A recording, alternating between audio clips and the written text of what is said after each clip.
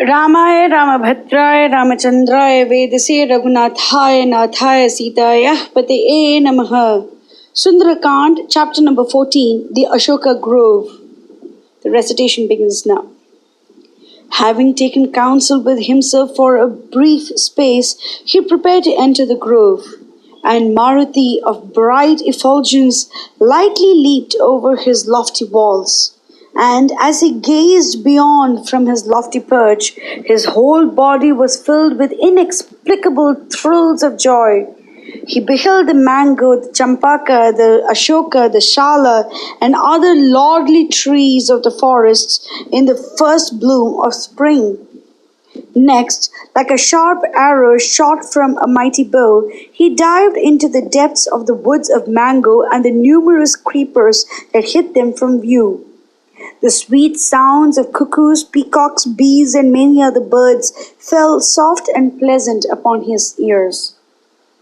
Herds of deer and other beasts roamed fearlessly through it. Many a rare tree in flower and fruit shone like the morning sun, as if they were fashioned of gold and silver. In its wonderful and strange glades, there sported many a creature in utter fearlessness and delight. As Maruti passed on, intent upon his quest for Janaki of matchless beauty and excellence of heart, he rudely awoke the birds sleeping peacefully. They rose in a fright all around, and flapping their wings against the trees, dropped showers of many-colored flowers. And Hanuman, covered as it were with them, looked like a mountain of leaves, buds, and flowers. It was no wonder that the denizens of wood took him for the god of spring, as Anjaneya darted here and there through the thick groves. The ground, adorned with a cloud of flowers from the trees, appeared like a lovely maiden in the pride of her dress and ornaments. The trees themselves rained strange flowers all around, as they were lost to and fro by the speed of Maruti's rapid flight through them. They stood there, bare of leaf, flower, and fruit, and unpleasant to the eye, even like the ill-shared gamblers who have struck upon a streak of ill luck and were made to divest themselves of their garments and jewels by their successful partners. They looked as if they were caught in the center of a fierce storm and afforded but scant refuge, deprived of fruits, flowers, leaves, and birds. In short, the grove of Ashokas presented a sorry appearance, trampled by the arms, feet, and the tail of Hanuman, all out of recognition. It looked like a proud lady in the flush of her youth and beauty, who came out of a long dalliance with her lover, her hair all dishevelled, her charming and intricate decorations of sandal and other perfumes on her forehead, arms, and bodies all blotted out of shape, her ruby lips now on a level with her teeth of ivory whiteness through the burning kisses of her beloved, and with the marks of nails and teeth scattered all over her body. That mighty monkey tore to pieces the thick, huge creepers around the trees, even like his father, the Lord Vayu, scatters before him the thick cloud banks of winter. Maruti, in his search through the ground, came upon many a floor inlaid with gold, silver, and gems. Many a tank was to be found there, fashioned in strange shapes. The steps thereof shone with precious stones. The floor was crystal. The sand on the bed thereof was powdered pearl, coral, and many a priceless material. Sweet water, limpid and cool like the Amrita, lapped its brim. The lotus, lily, and many a flower hid the water from view in their bloom, and upon these many a waterfowl cooed pleasantly. Streams and streamlets, rivers and rivulets emptied themselves into it from all sides. The banks were covered with thickets and fangled underwood and rare species of santana, kalpaka, harichandana, and other heavenly trees. A little beyond, he saw an artificial hill of earth very pleasantly laid out.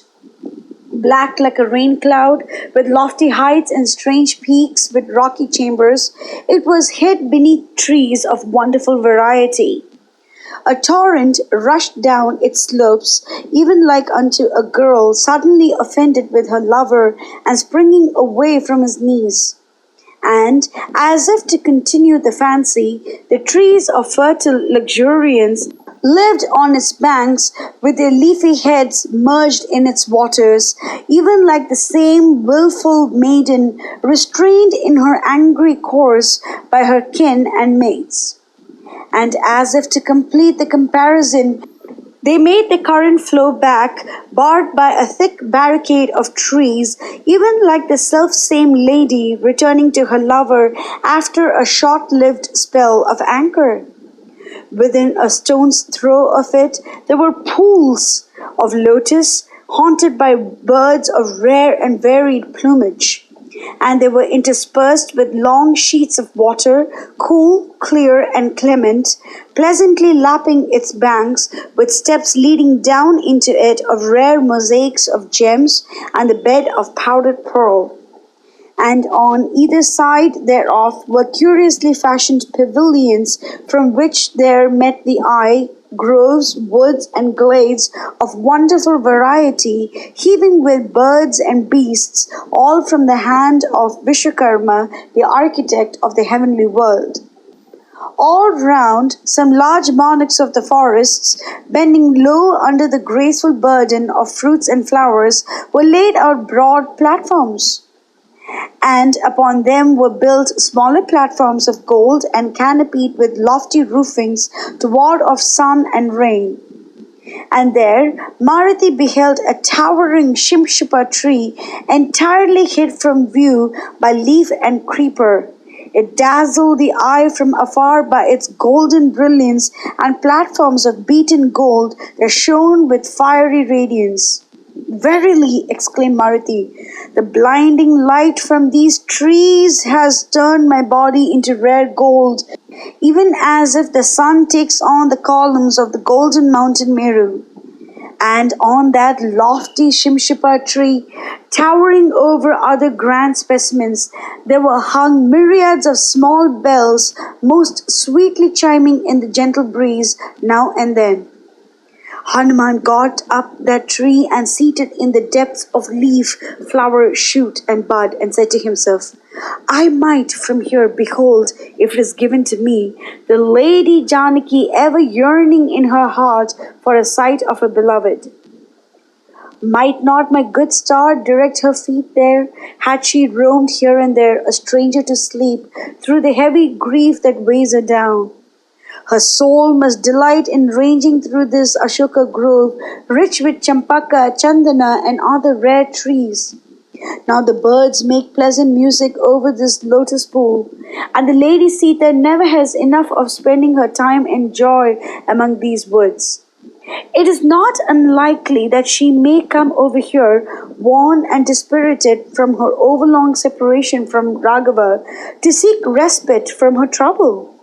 Further, her heart goes out with tenderness towards the creatures that roam through these woods. Years she has been a ranger of the forests.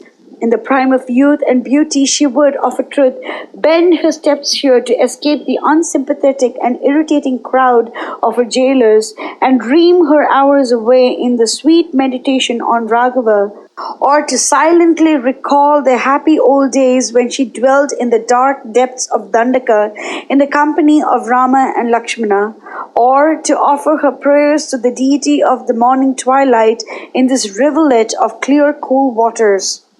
Verily, this wood is such a one as she would like to wander through, and she is most fitting ornament to this rich scenery. If she is anywhere among the living, she would not fail to come down to this watercourse. And Maruti, of matchless intellect, hid himself yet more deeply in the simshupa tree, and expectant of the appearance of the Lady Sita from any quarter, he gazed silently all around. Mangalam Koshalendraya Mahaniya Gunapte Chakravarti Dhanurjaya Sarva Bhaumaya Mangalam.